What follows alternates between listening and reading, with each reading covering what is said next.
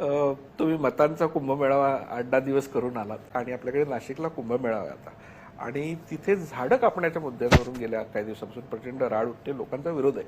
खरंच अशी वृक्षतोड करणं आणि हे करणं अवॉइड करता येऊ शकत नाही का? पहिली गोष्ट तर अशी आहे की साधारणपणे वृक्षतोड टाळली पाहिजे याबद्दल कोणाचं दुमतच असू शकत नाही.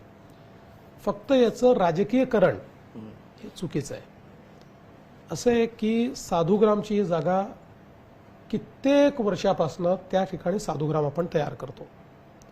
आपण जर त्याचा 2015चा गुगल इमेज बघितली, 2016ची गुगल इमेज बघितली, इथे कुठलंही झाडं नाहीत. 2017-18ला त्या ठिकाणी महानगरपालिकेने एक प्रस्ताव घेतला, अतिक्रमण होत आहे, काही वृक्षारोपण केलं पाहिजे. आपली ही 50 कोटी वृक्षाची स्कीम चाललेली होती. त्या अंतर्गत थोडा विचार न करता, मी चूक आहे असं म्हणणार नाही, पण आपल्याला बाबा परत 12 वर्षांनी ते वापरावं लागतं, विचार न करता एक डेन्स अशा प्रकारचं त्या ठिकाणी प्लांटेशन करण्यात आलं, जे आता मोठं झालेलं आहे. आणि म्हणून साहजिक लोकांना असं वाटतं की आता इथे हे वृक्ष आहेत आणि तुम्ही कसे तोडता. आता प्रशासनासमोर देखील हा ही अडचण आहे की ते तोडले ना तर साधुग्राम कुठे करायचं. कारण आपण बघा की जो प्रयागराजचा कुंभमेळा होतो तो 15,000 हेक्टरमध्ये होतो, 15,000 हेक्टर, आणि आपल्याला कुंभमेळा करायचा 350 एकरात, आणि तिथली जमीन जर मिळाली नाही तर हा कुंभमेळा होईल कसा. पण त्याचवेळी कुंभमेळा जो आहे हा आपल्या सनातन संस्कृतीचं एक प्रतीक आहे, आणि सनातन संस्कृतीमध्ये वृक्ष, पर्यावरण याला एक विशेष महत्त्व दिलेलं आहे, नदीला विशेष महत्त्व दिलं आहे. आपण नदीची आराधना करणारे लोक आहोत, आणि म्हणून एक प्रकारे हाही समज लोकांचा जो आहे की बाबा कुंभमेळा करता आणि वृक्ष कसे तोडता, तर तो देखील योग्य आहे. तर मी यातला नीट मधला मार्ग काढावा लागेल. आपल्याला जागा पण आपल्याला वापरता येईल, पण जेवढी वृक्ष वाचवता येतील तेवढी वाचवली पाहिजे.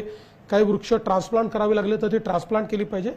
मी जी काही प्रशासनाशी चर्चा केली, कारण या गोष्टी काही माझ्या स्तरापर्यंत आल्या नाही, पण मी सगळं माध्यमात आल्यानंतर प्रशासनाशी चर्चा केल्यानंतर प्रशासनाचे मत आहे की जे त्यातनं बेस्ट करता येईल ते करण्याचा आपण प्रयत्न करू. कुंभमेळाही झाला पाहिजे आणि आपल्याला झाडं देखील कशा पद्धतीनं जास्तीत जास्त वाचवता येतील हा प्रयत्न केला पाहिजे.